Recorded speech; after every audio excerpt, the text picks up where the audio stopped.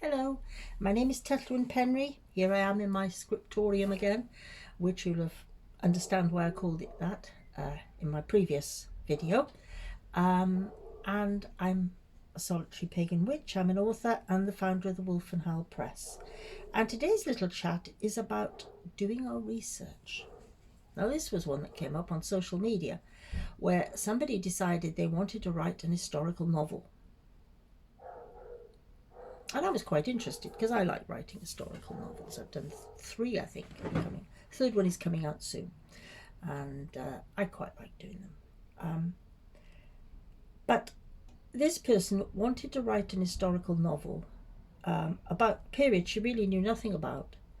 How did she go about it? And what she wanted to know specifically was, should she do the boring, as she saw it, research first, or should she write the book? And loads of people clambered on there. I thought, I've got to watch this. And loads of people clambered onto wherever it was, Twitter, I think, or Facebook, and they said, oh, you've got to write the book first. One or two said, watch a few films that deal with the period. And I'm sitting there thinking, no, don't do that. You see, the thing is that films are not always, they're not always honest about a period. They're not always correct or accurate. And it's the same with books. If all you do is read novels about the period, yes, if you read a really good novelist, you will find out a lot of information. But if you do your research first, it will often point you along ideas in the story. It will tell you about some custom. It will tell you about some legend. It will tell you about some way that people dressed or ate, or the food they had, or the games they played, or their pastimes at home, or the jobs they did. And these are all things that actually go into your story and help to make it interesting and accurate. Now, there is a very famous story about the lady who wrote The Eagle of the Ninth. I know her name was Rosemary something, and it's just gone. It was flitted out of my head. Sorry, somebody will be able to tell me.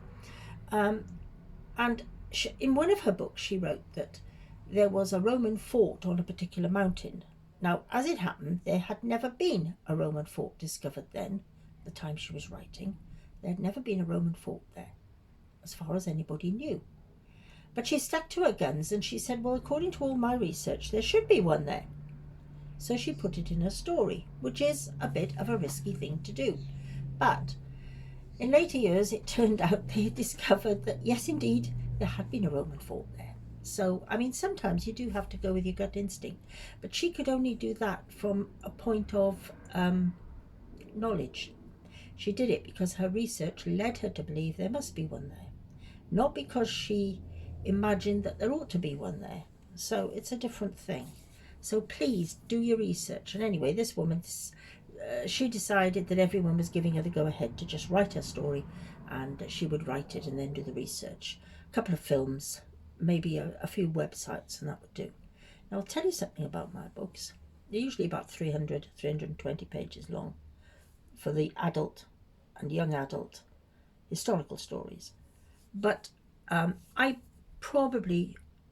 I use about 20-30 books, and I make notes on all of them, and also a lot of academic journals, because although some of them are a bit dry, you do find wonderful nuggets of information there that you wouldn't find anywhere else.